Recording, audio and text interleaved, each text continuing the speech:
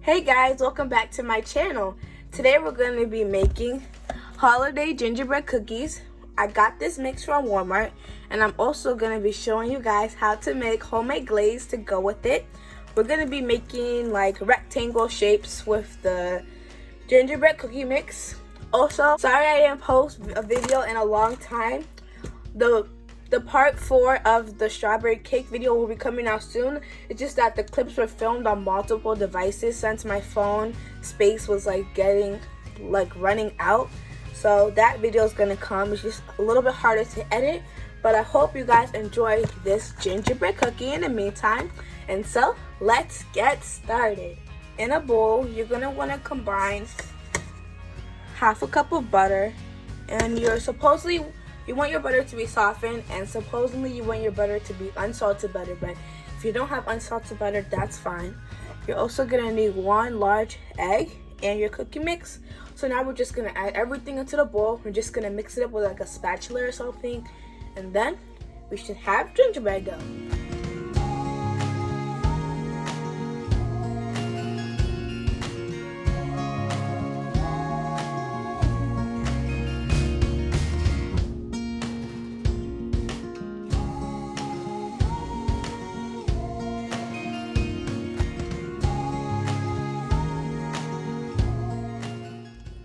Alright guys, so now we basically have our batter, and it's supposed to be a dough. So what the recipe says, it says that you can put it in the fridge for at least 15 minutes. So we're gonna pop this in the fridge while we start to work on our glaze for the cookies. Alright guys, so now we're gonna start by making the glaze for these cookies, and the glaze is a very super easy recipe, takes no time at all. So to make the glaze, I'm gonna start by adding half a cup of powdered sugar or confectioner's sugar into the bowl with a pinch of salt.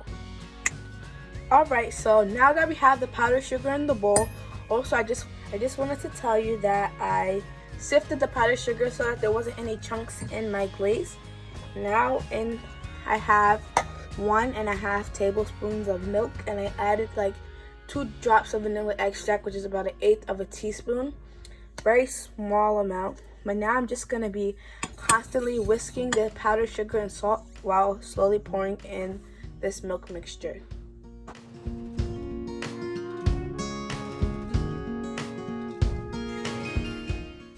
Alright guys, so now that we're done with our glaze, you can see it's a very nice consistency.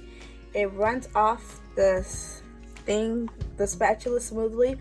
If you wanted your glaze to be thicker, you could have added less milk. Want it to be more runny, add more milk. That's just the balance. But now we're just gonna wait for our gingerbread dough to be done, and then I'll get back to y'all. Alright guys, so we have our dough here, and you can see after 15 minutes it firmed up nicely. You can leave it in longer if you want, but we're gonna have to put it in again anyway, so I mean you might as well have to take it out now. So as you guys saw before, I have a mat here. And now I'm just going to take some flour and sprinkle it on the mat, and then plop the dough on top. Alright, so I put my dough on top of the flour, and then I put more flour on top to make the dough less sticky. And now I'm basically just flattening it out. If you have a rolling pin, you would want to use it. And by the way guys, don't be alarmed, I did wash my hands like I do in every video. But you want to flatten this out, and at this time you also want to preheat your oven to 350 degrees Fahrenheit. We're going to spread it out to a pretty thin cookie because these cookies might get bigger. I'm not 100% sure, but I'm pretty sure that they will. So over time, you just want to keep sprinkling flour and just making sure that these cookies don't get too soft on you, or else you will have to pop it back in the freezer for a little bit.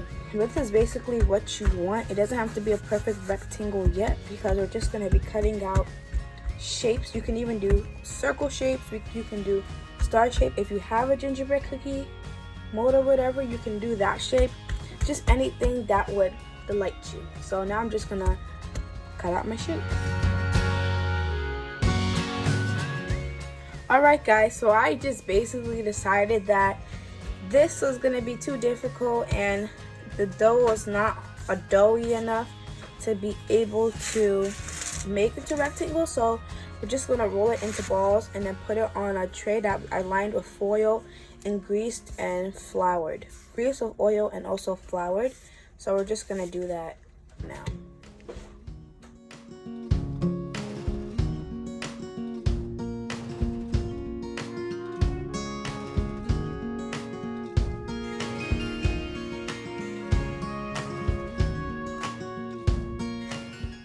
Okay guys, so I'm done with the first tray. I'm gonna have to do 2 trays because the cookies didn't all fit on one. I didn't want to try to put them close to each other because I figured that these cookies were gonna spread out. But basically, now we're just gonna put it in the oven for just 7 to 9 minutes, and then we're gonna get back. You would know that they're done when they're like a little bit hard on the edge, but still soft. Cause I don't really know if it's gonna like change in color, but I know it's gonna change in consistency. So be back to you guys when the cookies are done baking.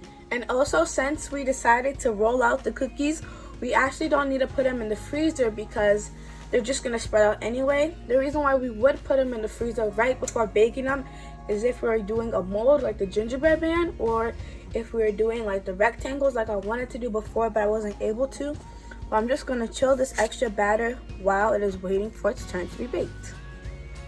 Alright guys, so here are the finished cookies. I put the glaze on top in like a zigzag motion, and these will definitely make the cookies more moist and more flavorful. But anyway, I hope you guys enjoyed. Shout outs, well, there wasn't shout outs, but if you want a shout out for this video, comment down below. Gingerbread man got squished, and then I know that you want a shout out. But anyway, thank you guys for watching, and I'll see y'all later. Peace out.